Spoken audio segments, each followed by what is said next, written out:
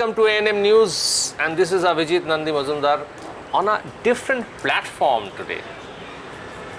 You guessed it correct. This is the Paramshiv Ghat, the historic Paramshiv Ghat platform, and I have with me the Inspector General of the Railway Protection Force, the dynamic Shri Paramshiva साहब. नमस्कार परमशिव साहब, हमारे साथ बातचीत करने के लिए और इस ऐतिहासिक जगह पे खड़े होने के लिए. तो सबसे पहले जो सवाल आता है, the first question that I wanted to ask you is, what is the history behind this principle? A little bit of, if you can tell us a little bit of this platform. I'm not very clear about this history, but this is basically serves as the circular railway, the railway which goes around Kolkata. The city. So it starts from, say, Majarhat line, it goes towards the Dum side. So this is basically, but it's one of the older stations of Howrah. I mean, now it's Sialda division, but initially when it was East India Railways, it is one of the oldest stations. One of the oldest stations. Yeah. So we're standing in the oldest station. So what is the role of Railway Protection Force? Often it was, people have a lot of questions about it. ये सवाल ये उठता है कि RPF का role क्या है? Do you stop robberies or do you save railway properties? Actually, Railway Protection Force started with the concept that it was only raised for providing security and safety to the railway property, both railway material and the book consignment. That is the consignment which is carried by the railways from one place to another, and the other railway material like tracks, your overhead equipments, signal. So this was basically to give protection to that. But over the years, as you know, there's a lot of demand that the security on the trains and in the platforms is equally important, which is presently looked at by the government railway police. So we were also extended certain powers to us. So now we are also responsible for passenger security and their belongings. So in case there is a robbery in a train, so now I differentiate between a long distance train and as well as a suburban train. Right. So if there are robberies or incidents of crime in a long distance or a suburban train, can they report to the RPF? Yes. Any crime can be reported to us, either to us or GRP or any railway personnel. Now for us, we are there to supplement and supplant, not remove the GRP. We are only there to contribute and complement the GRP. Suppose a crime takes place, a robbery takes place, or say dacoity takes place in the train. If we are on the train, if we are escorting the train, so it's our duty to prevent it, catch the robbers. Even if we are not on the train and we get to know that something of this sort has happened, it's reported to us, we go and report to the GRP, or if it is within the jurisdiction of the state police, we report to them.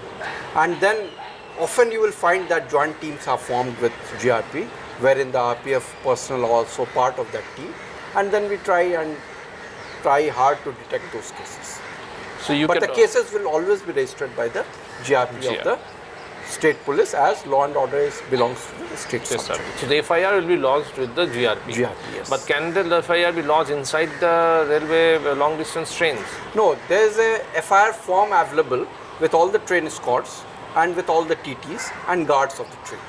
So the passenger has to fill up that form, and either the passenger gives it to the nearest police station or the GRP station, or can hand it over to the guard or the TT or the railway RPF escort if it's traveling on the train, and then they will collect it and get it registered at the next station or the next station having GRP or post. Okay. Now with the Eastern Railway as a vast passenger train network as well as a suburban train network, what has been your biggest challenge so far? There are many challenges in the Eastern Railway. One, the density is very high. Although the Eastern Railway is not as big as some of the zones, if you take the track kilometers. But within a small area, our track kilometer density is very high. As a result, the passenger carrying is also very high. The footfalls of, say, Howrah, Sialda, which also caters mainly to the suburban stations. Sialda, 90% caters to the suburban station, is very high. In Sialda, it is something like 10 to 15 lakh people coming every day. And during festival, it rises as high as 20 lakhs. Howrah again ranges between 5 to 7 lakhs, sometimes even 10 lakhs. So the footfalls are very high, which itself is a big challenge. The other big challenge over Eastern Railway, especially in some of the divisions, as Sialda, Howrah, is the encroachment.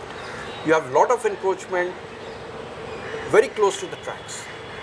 So that has a lot of other problems also. You have run over cases there. It affects your developmental projects.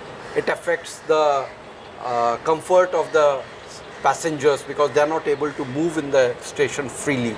So there are a lot of issues. So, but I would say that these two are major issues. The large number of passengers traveling in Eastern Railway and of course the encroachment. Secondly, there's one very important thing which comes up, which crops up, is that the safety of the tracks. Right. So it's a long track. Yes. So how do you maintain, how do you ensure safety of the track so that nobody manipulates with the tracks and causes accidents or subversive activity? As you know, Indian Railways, the entire architecture is an open architecture. Anybody can access, anybody can move out, anybody can move in. It is not that the entire tracks are fortified or grilled or fenced throughout the thing. It's not possible also in a country like ours. So we have various posts at important locations. Apart from that, we also have outposts.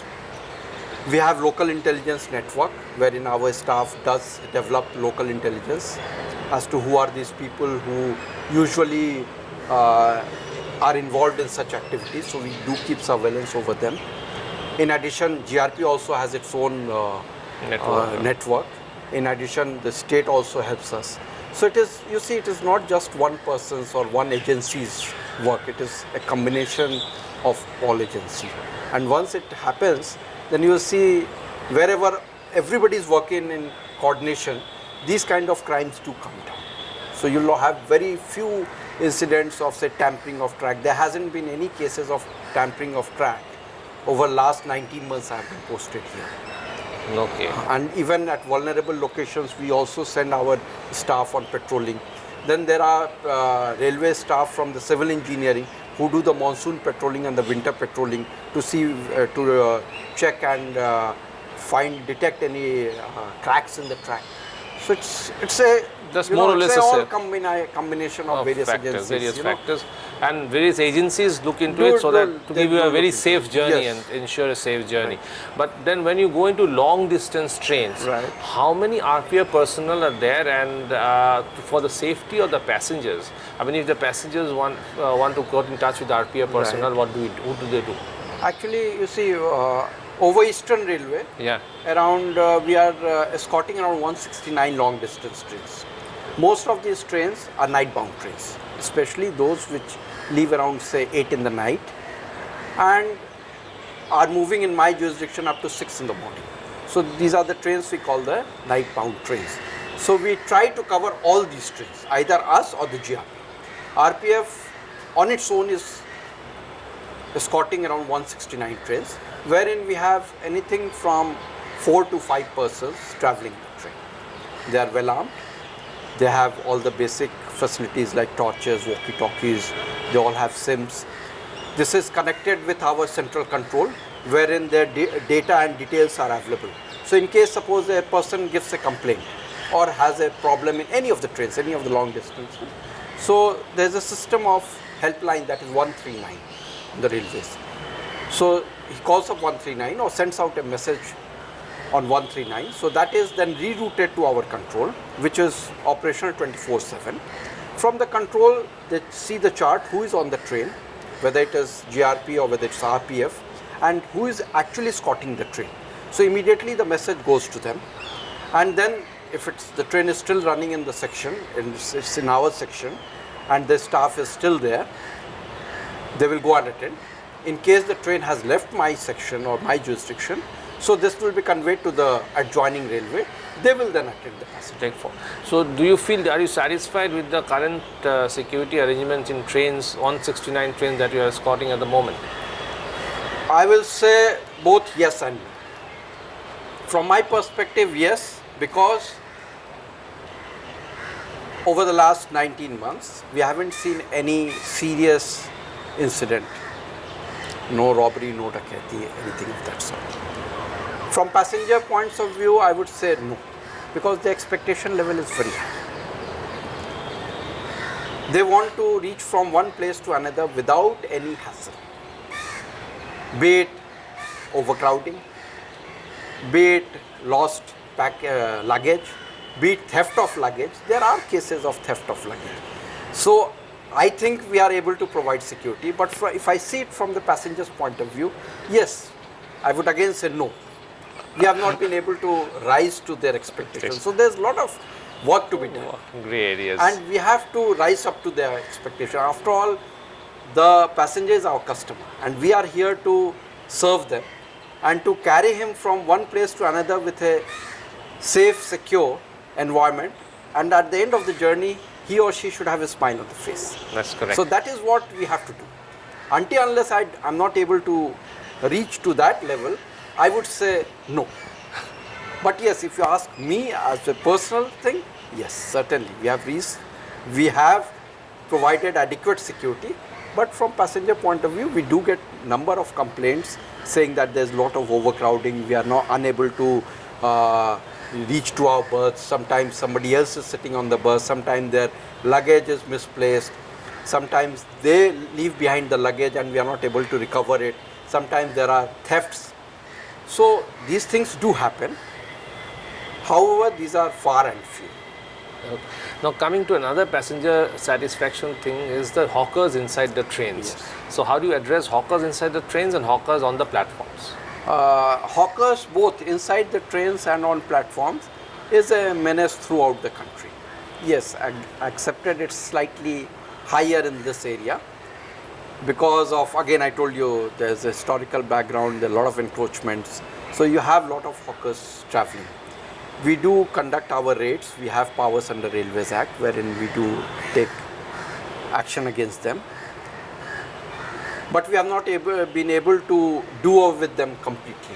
Partly because I told you it's an open architecture. Secondly, because there's also a relation between demand and supply. Until unless the demand of the passenger is not met, because you have got all kinds of passengers traveling in trains. You have the very rich to very poor. Oh, correct. And you have to provide catering services to them which takes care of the entire population. Presently it is not so. So naturally, if anybody is able to offer something which is cheap, something which is good at a price much cheaper than what Railways is offering, they would like to take help of that services. So that's also happening. And apart from that, in this area, part of the country, there's very strong hawker unions.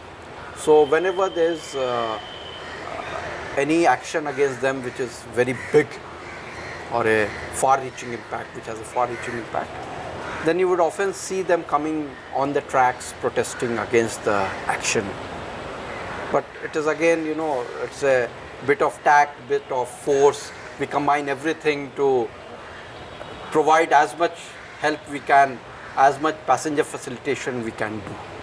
Absolutely. And lastly, I want to ask you about ticketless traveling. Has ticketless traveling come down over the period, over the last 19 months? Actually, if you take this as a benchmark. I would see it in a different way. We have just come back to our pre-COVID levels. The number of passengers traveling in the trains have just come up to. Now, ticket checking is entirely a commercial work. We assist them whenever there is a ticket checking drive. The earning from ticket checking has risen. Partly also because the fares have gone up. And the trains which were earlier running as normal trains are being run as special trains. So naturally there's a fare component is there. But by and large, we do see that whenever there's a ticket checking drive, the ticket sales of the ticket counters go up. So there's a direct correlation between the two. So whenever we have the drives there, the ticket sales go up. Absolutely. So there's a need to continue these drives through. Does RPF carry out these drives? No, we do not carry out on our own. Okay. We only have assist. We support the commercial staff whenever there's a big drive. And in fact, there are a lot of magistrates who take a lot of interest in this. They come together, they form a team of commercial RPF, and they go and sit on those platforms and then, fine these passengers who are caught without ticket. What is your advice to the railway passengers? My advice to railway passengers is follow the rules, and I assure you that we'll provide all the facilities which are possible and which the railways will provide you. And we will ensure that you have a secure, safe and a happy journey. Thank you. Secure, safe and happy journey is the key mantra that Mr. Paramshiv just mentioned.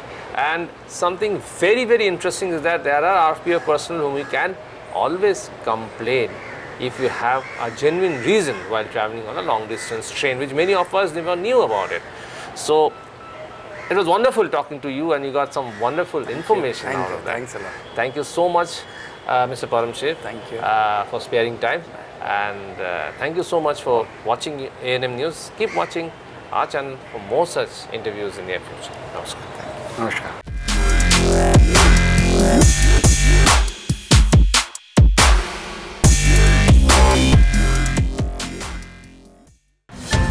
Please don't forget to subscribe our channel and also click the bell icon to get the latest updates.